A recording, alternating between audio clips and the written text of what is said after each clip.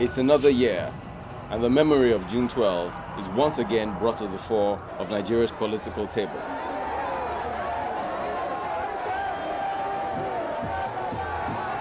The issues surrounding what was and still described as the nation's freest and fairest election 23 years ago are yet to be resolved.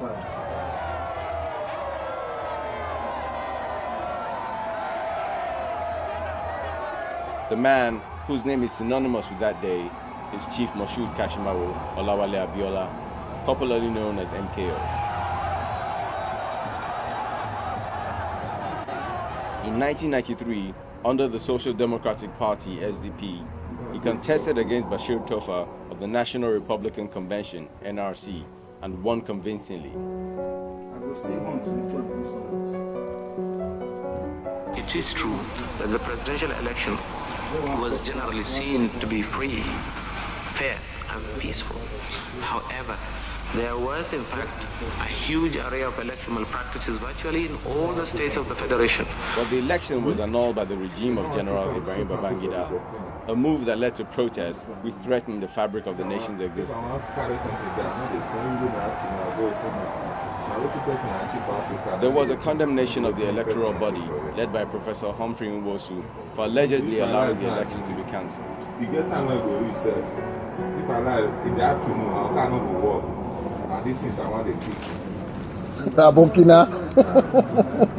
Meanwhile, defiant MKO stood his ground, refusing to accept the annulment and declared himself president. If I get money, I take buy bus. I get that 5,000 €, take buy bus if I want to ship. I don't go buy the bus. I don't go pit things and load them. I sell and they return the money, come back to me. I no profit for profit when I make. Waiting concern me, I go to suffer the war. By persons or bodies that had genuine interest in the election. There's a cloth money must be. As this cloth fine rich now, you can't reach Nigeria. They will be price at 300 for you. Moshood Kashimawo should be penalized for his conduct. Which day it is incredible. In view of all this, I found the conclusion unfortunate but capable that the federal military government is guilty of bad faith, pure and simple. No one has accused me of any offense against any known electoral law or regulation. The people of this country went to polls on Saturday, June 12, 1993, and without let or hindrance chose me as their president. Didn't they? This led to his arrest and detention by General Sani Abacha, who by now had taken over the reins of power. This led to more protests and the assassination of his wife, Kudirat Abiola.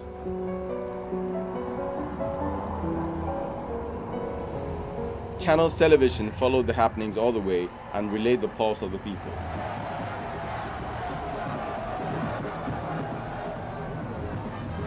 The back and forth went on, and not even the intervention of the international community could change matters. While in incarceration, Chief Abiola's health got worse, and on July 7, 1998, he passed on. At this time, our preliminary opinion is that the death was due to natural causes.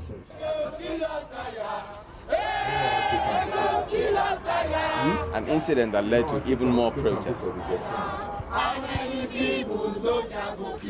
I'm surprised and I'm shocked and it's still unbelievable. I can't believe it. I can't believe that type of story. Yes. That he have come. Yes. Heart attack. Yes. Cardiac arrest. Yes. Can't be out. I'm never believing it. If Chief Moshood Kashimawo Olawale Abiola were to be alive today, he would be planning his 79th birthday come August 24th. That's not the case. The man may be gone, but the date June 12 will always stand out as one of the most important in Nigeria's history. I get that 5,000 €, take buy bus. I don't go buy the Channels bus. Television. I don't go pit things and load them. I sell and they return the money, come back to me. I no profit when I make. Waiting concern me, I go to suffer the war. Enable people to make up their mind a lot more firmly. There's a cloth money must be. As this cloth fine rich now, you can't reach Nigeria. They will be price at 300 for you. That I have in the They will country. be price at 300 for you. Nigerians are ready for democracy. Nigeria have elected their president, and Nigeria are not prepared to go for another election. The truth of the matter is that you do not have 2 sunrises in one day. Even in Africa, the sun rises only once a day. And that is the way it is. The people have made it very clear that that is what they want. And I'm sure the purpose is to let government know that the people are very serious in what they are saying. Do you have any fears that some members of the SDP might give in to the new political arrangement that is being proposed? There's nothing like that. See, given to what? What do they give in to? There's nothing to give in to. The election was pronounced fair, free, fair and peaceful by the international observers and by the government-owned observers themselves. So what is there to give in to? As a matter of fact, they do not see any reason to prolong the democratic process anymore. And the SDP as a party is very clear. The executive committee made it very clear last week. The meeting in Benin too has made it very, very clear, doubly clear, that there's no question of the party going back. To go back is to tell the Nigerian people that we are not a serious party. We are a very serious party. There are, we understand, a few officers who are not happy about the result of the election. A few officers have not the Nigerian people.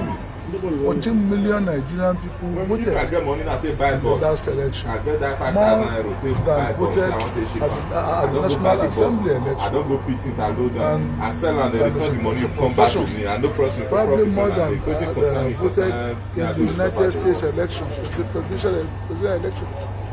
So that itself is a massive number. Now, 58.9% of the votes I won in 20 states, and I won the 1/3 of the vote in 28 out of 30 states, and at the Federal Capital Territory of Abuja. There's nothing else. Do you think the president will backpedal? Well, it's not a matter of backpedaling. It's a matter of a misunderstanding. He was not accurately informed. For example, there were talks about bribes there were allegations of bribery to NEC. I've already said anybody with proof of that allegation should go to court. Bribery of an electoral officer, of a public officer, is an offense, is really a felony under the law of Nigeria. The matter should be taken to a criminal court. And secondly, there were allegations that the turnout was low. That has been debunked. There were more voters during the presidential election than during the National Assembly elections. So that is not true either. There were allegations that the judiciary is being put into jeopardy or into ridicule. We were able to prove that neither of the two candidates went before any court. It was an illegal organization supposedly being sponsored by the government itself that took matters to court. That has nothing to do with us. There were allegations that large sums of money were spent, 2.1 billion naira. That was not true. I've denied it. The other candidate has denied it. In any case, there is no upper limit to the expenditure that can be incurred by any candidate in the presidential election or in any election under the law of Nigeria. All these are just trumped up excuses as well. It's not reason. Across the country. There is plenty of hope. That there's no doubt at all that the president and the military government will leave office there might be need to meet and discuss some details. And I'm always ready and willing to discuss details. This is not a civilian versus military situation. The ponderant majority of the Nigerian military and their family voted overwhelmingly for me in the last election. So there was no question of the military. There are quite just a few officers who probably are unhappy about the changes. We will give them all the assurances they need. There is room for every Nigerian, especially the top officers who have been trained at tremendous cost to the taxpayers of Nigeria. The list of people which people have alleged have been prepared by me for dismissal or retirement is not true. I have no such list. We need all the soldiers we have in the Nigerian army, especially the senior ones who have been trained at considerable cost to the taxpayers of our country. Thank you very much. Thank you very much indeed.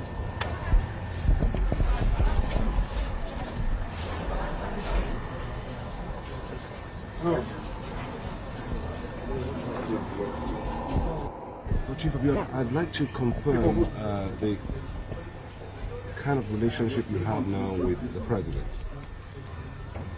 President Babangida is a friend. If you look at the house, take a snapshot of all the pictures in the house.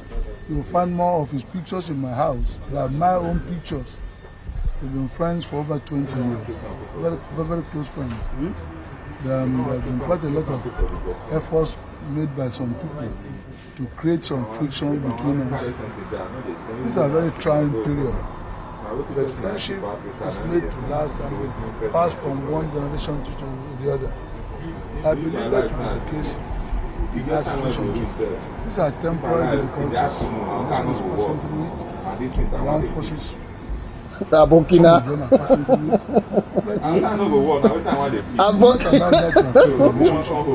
How do you react then to his comments today that has no apology for what he done?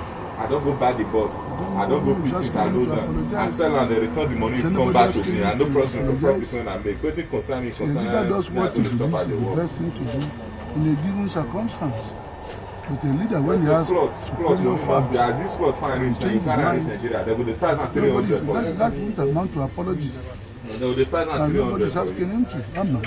Which day are No, I'm not. I'm just asking you. I mean, in what context was that statement made? It was in the news today. I think he's reviewing the whole issue, the situation, and saying that he stands firmly by what he's done. Perhaps has a wind of what the SDP's position is. Well, I'm not asking him to apologize. I just ask him that in the light of the popular mandate of the Nigerian people, as a Nigerian too, and as a leader of Nigeria, you should think again. That's all. I'm not asking for apology. In fact, that is not required. Are there any other views you want to put across? Well, you know, this is a very it is not always every time that the changeover of government from military to civilian goes as clockwork as that of Obasanjo to Adishon Shagari. It could be difficult in some instances, but maturity is required to deal with it, experience is required, and patriotism is required on both sides. Yes. That will not be lacking by the grace of God on this occasion too. Certainly not on this side. Thank you very much indeed. Thank you.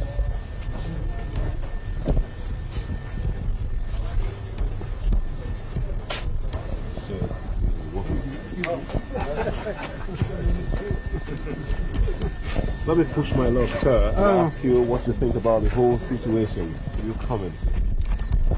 Which of the situations? Because we are in the political impasse. Well, we have two situations on that. Today's and the general one. Okay, the general one is there has been an expression of the people's will as required by the law as the law stood at the time. And that doesn't seem to me to call for any kind of crisis. I think it's a situation that can be resolved in 1 hour by completing the counting of the votes and proclaiming the victor. 1 hour. What do you think about today's demonstration in solidarity? Well, I say that in any modern society, the people have a right and a duty, not just a right, to express the popular will by popular action, provided it's peaceful. And throughout the political history of Nigeria, we've had that under all regimes. There have been marches, demonstrations, all sorts, so long as it's peaceful. It's a people's right. In this case, it's a double right. The people are insisting that the law should be obeyed. What can be better than that? The people are insisting that the law made by the outgoing regime should be obeyed. It's quite simple. What are your views about a national government being put in the air now? Well, we made a statement this morning that the victor has a duty to the nation to try and unify the nation. And in this case, Chief Abiola said quite clearly, even before any problems arose, that he thinks that he will call upon the resources of the country, whichever party they belong to help us out of the very serious economic and social conditions under which we labor at the moment. Just how far are you willing to go in this national government issue? I will go very far. I will look anywhere, everywhere, for the best Nigerians to solve our problems. Both Nigerians in America, Nigerians in the UK, they're all being asked to make contributions. Some of them will have to sacrifice their big foreign income in order to be able to bail out Nigeria. And they are ready, they are willing. Most of our doctors who have gone abroad are ready to come back home, are willing to come back home. Most of the lecturers in the university who have been on strike are saying that immediately the election result is declared, we will go back without any condition and wait for the resolution of their problems by my government when we settle down. That is the enormous amount of goodwill we have. How would you react to a scenario being painted by some political analysts that the care is not taken? We might just have a government from the Niger north and another government down south. No, nothing like that will happen. Nigeria is a federal republic to remain by the grace of God, indivisible, indissoluble, sovereign republic under God, by the grace of God. It will be a federal republic. Part of the problem is that it's always very difficult to ensure federalism under the centralist military government. But that will change. You heard it very recently. Orders being given by the military president of the country to the governors of the states. That is not in accordance with our constitution. Maybe the problem arose because we allowed this diarchy. Because what we have now is a diarchy. We have the civilian regime everywhere else, but having a military head. The body is civilian, the head is military. It is this funny animal that we have at the moment that is giving difficulties to everybody. Nobody seems to know what to call it. If you look at the head, you see the military. If you look at every other part of the body, you see civilian. What is it? Is it a civilian government we have now or military? I think it's a quasi-military concussion of governance. And it is this type of thing that has created that. But quite candidly, that is the thing. People don't realize that what we are talking about is the changeover of that head, the movement of the head, so that we have a full civilian government in Nigeria. Every soldier is gone. Sometimes you don't remember that. But every soldier has practically left the government, except the president alone.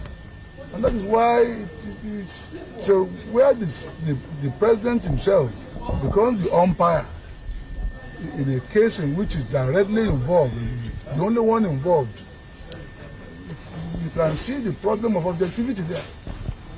Thank you very much. Yeah, thank you very much indeed. Thank you very much.